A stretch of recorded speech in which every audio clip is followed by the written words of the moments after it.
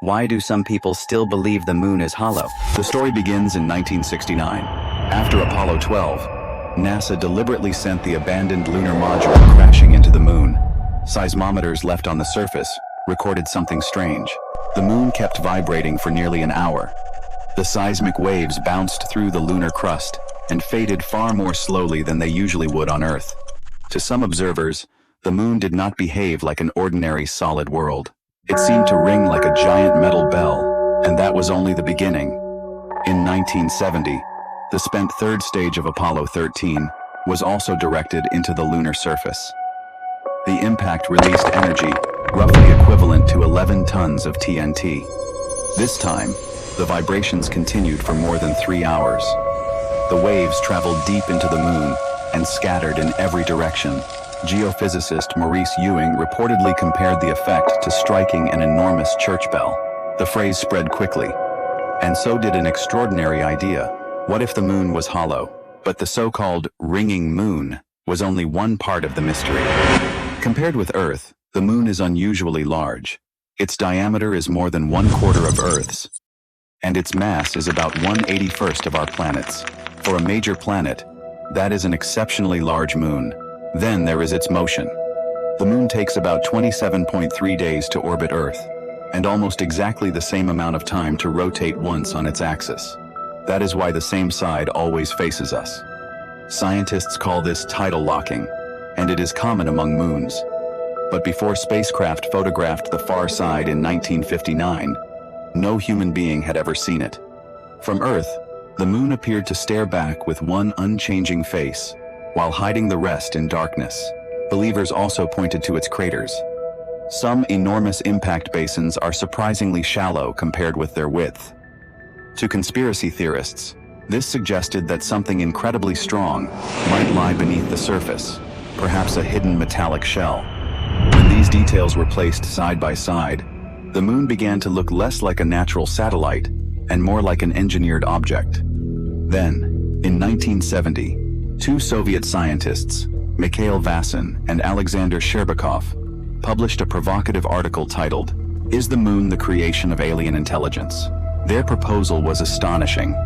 They suggested that the moon might be a gigantic artificial spacecraft, an ancient planetary body hollowed out and rebuilt by an advanced extraterrestrial civilization.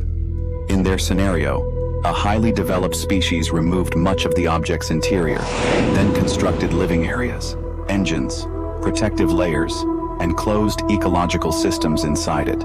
The idea sounded like science fiction, but to many readers, it seemed to explain everything. A hollow interior could explain the long vibrations. A strong outer shell could explain the shallow craters, and the moon's unusual size and synchronized rotation could be interpreted as signs of deliberate design. For UFO enthusiasts, the conclusion was irresistible.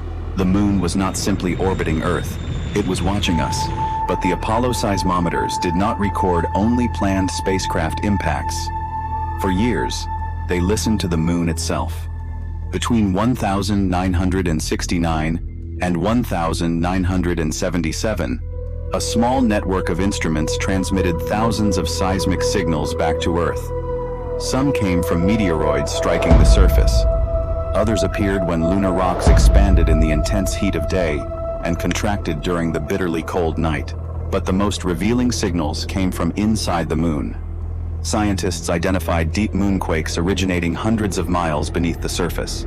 Many returned in predictable cycles, linked to the changing gravitational pull of Earth as the moon moved through its orbit. It was as though our planet were gently squeezing and stretching the lunar interior every month. They also detected much rarer shallow moonquakes. These originated only a few dozen kilometers below the surface, could reach surprisingly strong magnitudes, and sometimes continued for more than 10 minutes. That detail is important. A completely hollow object should not produce organized seismic events from distinct depths, repeating in step with tidal forces. The data suggested something far more complex. A solid, layered world with rock under stress, ancient fractures, and a deep interior that still responded to gravity. And yet, the recordings remained deeply unsettling. On Earth, a quake usually produces a recognizable sequence of waves, followed by a relatively rapid decline. On the moon, the initial signal dissolved into a long, chaotic tail. Waves seemed to lose their direction, arriving late from every possible angle. In other words, the same Apollo evidence that inspired the hollow moon theory would eventually help dismantle it. Scientists were left with a better question. What kind of solid world could keep shaking long after the original impact was over? So, is the moon really an alien spacecraft? After decades of seismic research, gravity mapping, and computer modeling, scientists now have a much clearer answer. And the first key to the mystery is not metal, it is dryness. Earth is a geologically active planet. Its interior contains hot, deformable rock, molten material, fluids, and complex layers that absorb and weaken seismic energy. The moon is very different. Compared with Earth, it is extremely dry, cold, and geologically quiet. Its outer layers do not absorb seismic energy as efficiently. The second key is fragmentation. For billions of years, the moon has been bombarded by asteroids, meteoroids, and comets. Those impacts did more than carve craters into the surface. They shattered the upper crust.